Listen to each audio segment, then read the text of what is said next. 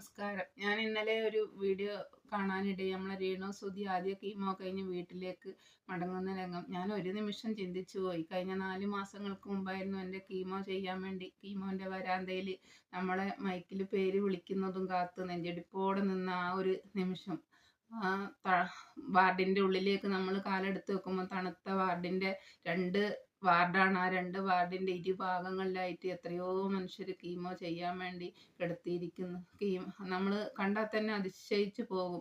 Chemo എന്ന് പറഞ്ഞാൽ മണിക്കൂറുകളോളം വേണം കീമോ കഴിഞ്ഞ് കിട്ടണമെങ്കിൽ. നമുക്ക് ആകെ ആദ്യം വരെ നമ്മളെ കൂടെ നിൽക്കുന്ന ചിലപ്പോൾ അച്ഛനാവാം, അമ്മയാവാം, മക്കളാവാം, ഭർത്താവാകാം. അവർക്ക് ഒരു തുള്ളി വെള്ളമോ ആഹാരമോ ഒന്നും മണിക്കൂറുകളോളം കഴിക്കാൻ പറ്റൂല. നമ്മളെ അടുത്ത് തന്നെ അവരിങ്ങനെ ഇരിക്കേണ്ട ഒരവസ്ഥ വരുമ്പോൾ നമുക്ക് അവരെക്കുറിച്ചായിരിക്കും കൂടുതൽ വിഷമം ഉണ്ടാകുക. അപ്പം ഞാൻ അതൊക്കെ ഒരു നിമിഷം അങ്ങ് ചിന്തിച്ചു പോയി. അപ്പോൾ അതുകൊണ്ട് നമ്മുടെ രേണു സുധി കീമോ ഒക്കെ കഴിഞ്ഞ് എത്രയും നല്ല സുഖവും ആരോഗ്യവതിയുമായി വരാൻ വേണ്ടി നമുക്ക് പ്രാർത്ഥിക്കാം.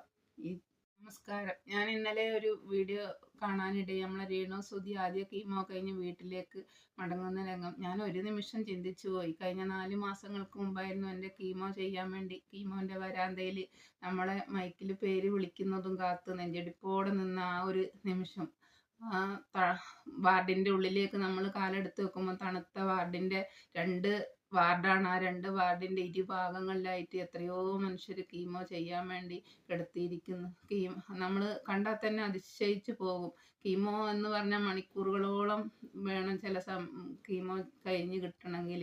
നമുക്ക് ആകെ ആദ്യം വരെ നമ്മളെ കൂടെ നിൽക്കുന്ന ചിലപ്പോൾ അച്ഛനാവാം, അമ്മയാവാം, മക്കളാവാം, ഭർത്താവാകാം. അവർക്ക് ഒരു തുള്ളി വെള്ളമോ ആഹാരമോ ഒന്നും മണിക്കൂറുകളോളം കഴിക്കാൻ പറ്റൂല. നമ്മളെ അടുത്ത് തന്നെ അവരിങ്ങനെ ഇരിക്കേണ്ട ഒരവസ്ഥ വരുമ്പോൾ നമുക്ക് അവരെക്കുറിച്ചായിരിക്കും കൂടുതൽ വിഷമം ഉണ്ടാകുക. അപ്പം ഞാൻ അതൊക്കെ ഒരു നിമിഷം അങ്ങ് ചിന്തിച്ചു പോയി.